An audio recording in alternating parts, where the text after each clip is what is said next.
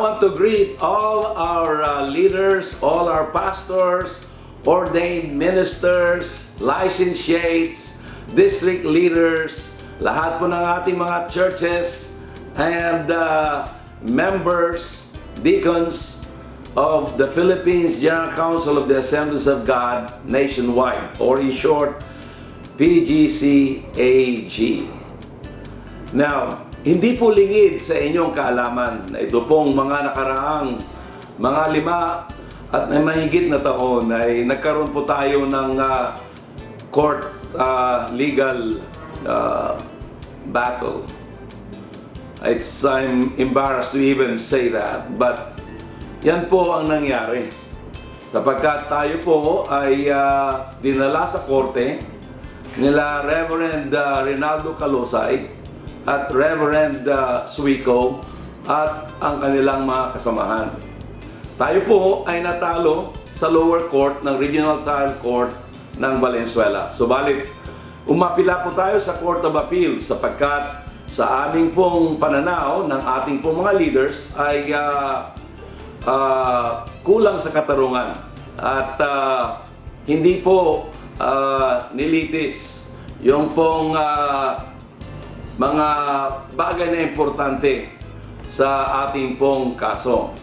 So sa madaling sabi, salamat sa Panginoon noong March 21, 2016. Ito pong nakaraang, mahigit isang linggo, ay nagdesisyon po ang Court of Appeals sa ating pong pabor.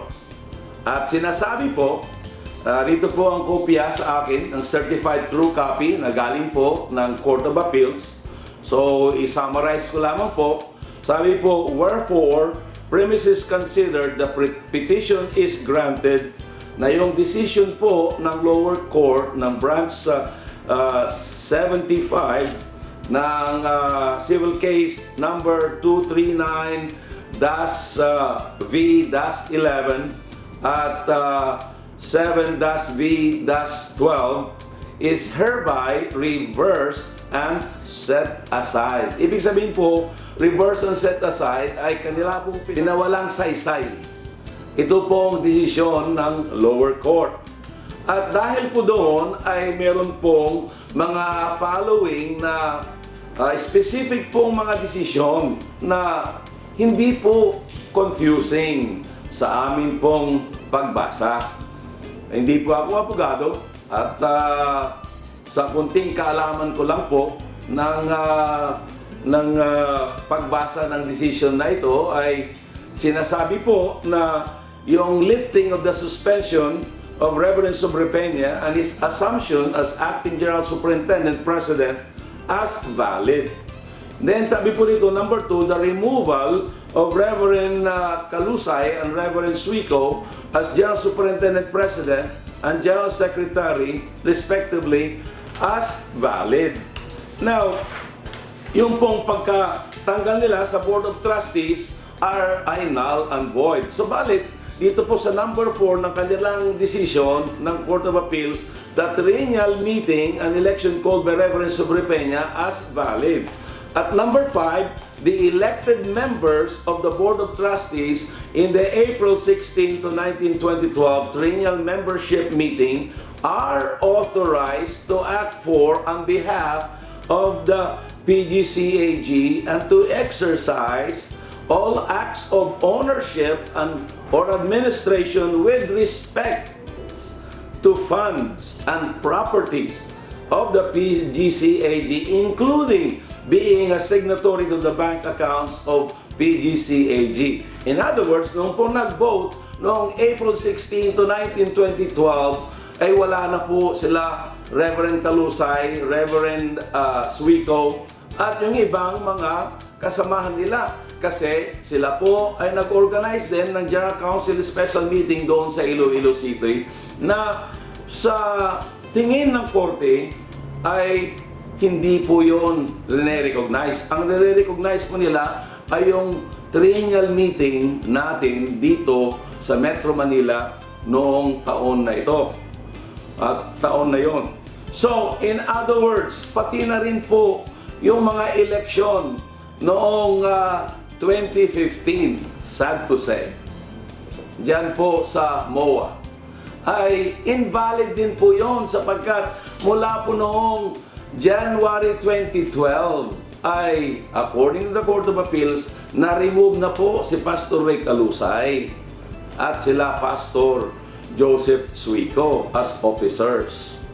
At yours truly po ang kanila pong nirecognize na leader na nagtawag ng triennial meeting. Na marami nagsasabi, paano kayo maging PGCAG? Naging AOG naman po kayo. Alam niyo po, hindi man namin ginusto na gawin yan. Kaya lang po, ang dami sa ating mga pastors, libo po mahigit na mga ordained at mga pastors na hindi sila, they have been disenfranchised at hindi makakuha ng krasam, na lilito sila. Subalit ayaw naman po nilang sumama sa inyo. Hindi po namin na ginusto ko nga noon, noong natalo sa Regional Trial Court, sumulat po ako na sige kung gusto nyong sumama doon, punta na kayo doon. At subalit, marami po sa kanila ang hindi sumama on the RC side. So ngayon, mga kapatid, mga magulang, yung pong AOG ay isang temporary holding place, a place of refuge, para namang magkaroon kami ng identity as Assemblies of God. Pero, yours truly, and Pastor Conrado Lamahan, has not served in any official capacity or sa pag-incorporate po nito. Sapagkat hinihintay po namin ang desisyon ng Court of Appeals. Alam po ba ninyo, noong sa mediation pa lamang, akala namin ay tatagal itong kasong ito. Sabi po ng mediator, kaya po gusto namin sana na magkaroon na noon ng reconciliation para tayo makapag-celebrate ng 75th anniversary. Sapagkat sabi po ng mediator na abogado sa Court of Appeals, it will take 3 years to 4 years and even 5 years. Balik, praise God, it's God's favor. Noong January lamang po ng 2016 na raffle itong kasong ito. But can you imagine? March 21 ay nagkaroon na ng decision. Praise God! Kami po ay talagang, kung meron pong na-surprise, ako po yung last na nakaalam na nanalo tayo. Kasi wala po sa radar ko yan. I've been busy traveling in many parts of the world and sa mga isla, evangelizing. But when I was told this, I was just shocked. And of course, with that, grateful to the Lord that He has given us this favor para hindi na lumawig pa, lumalim pa ang pagdurusa ng ating mga pastors. Kung kaya, mga kapatid, mga magulang, ito po ang nais namin na mangyari. Alright? Yung duly elected officers ng PGCAG na kinikilala ng court noong April 2012 ay General Superintendent at President, yours truly. Vice President, Assistant General Superintendent, Reverend Conrado Lumahan. Ang General Secretary, si Reverend Felipe Acena. Ang General Treasurer ay si Reverend Jeremiah Balbuena. At hindi tayo nakapag-elect noong 2015 dahil ayaw po natin ma-contempt of court noong 2015. Okay? Nung sinasabi ninyo ng iba mga kasamahan natin na nag-expire na yung kanilang term noong 2015. Siyempre, ayaw mo namang lumabag sa batas, no? So, hinold over po namin yon. At God willing, magkakaroon ng special General Council gathering where we can elect our officers. that we will announce when the time comes. I'm still, our board of trustees are the ones that will be helping me in making this decision.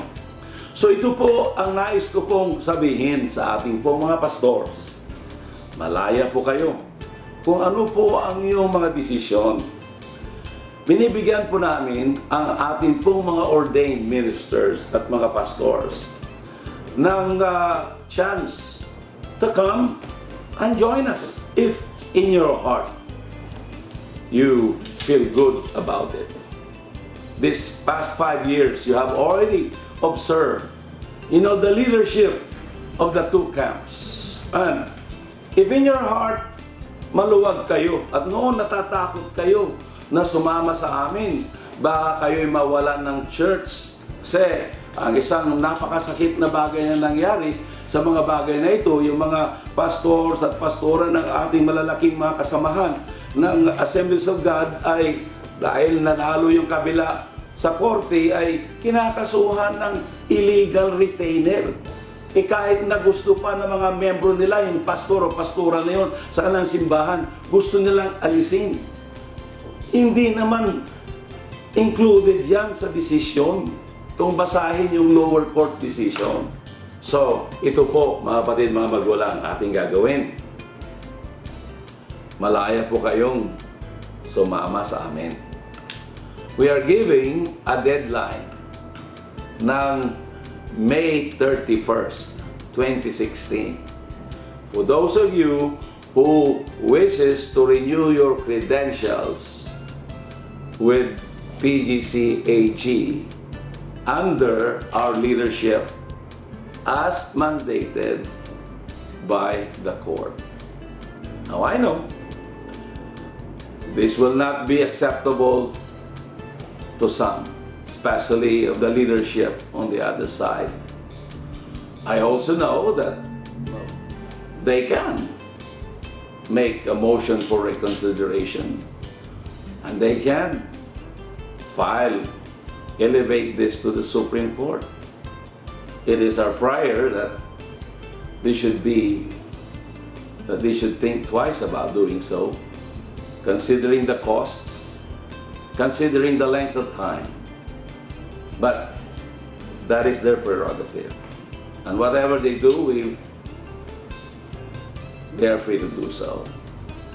However, ordained ministers, pastors, deacons of our constituency in the PGCAG, gusto ba ninyo na tumagal pa ito? Sana hindi na po. So ako po'y namamanhikan sa inyong lahat na manumbalik tayong lahat at magkaroon tayo ng isang Assemblies of God. Of course, yung pong mga ayaw na sumama pagkatapos po ng May 31st, malaya naman po silang mag-organize.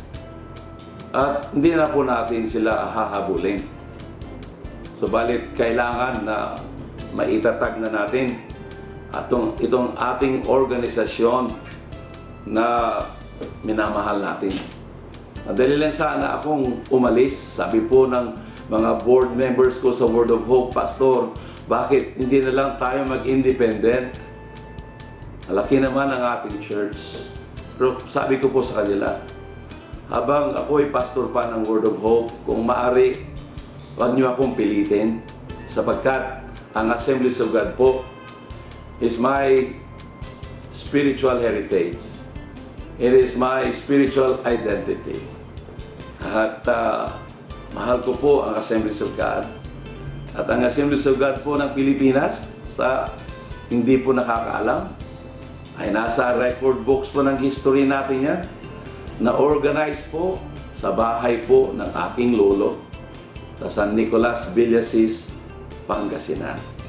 Kaya hindi natin basta-basta iwanan. Ang aking pong pakiusap sa lahat ng ating mga pastors ay yung sinabi po ng ating Panginoong Yesus.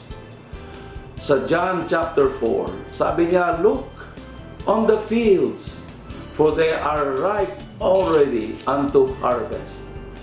Brethren, the harvest is right before our eyes. Why don't we get busy bringing in the harvest, expanding the work of the kingdom, growing our churches, and having good relationships with one another. And for those of you that are not Assemblies of God, I would like to offer a sincere apology and sorry for the conflicts that we have had in the past. And I trust that we covet your prayers and pray that the same problems that we have gone through and going through will not come to you. Praise God for His grace. Ito po ang iyong lingkod, Dave Sobrepeña. Papaalam.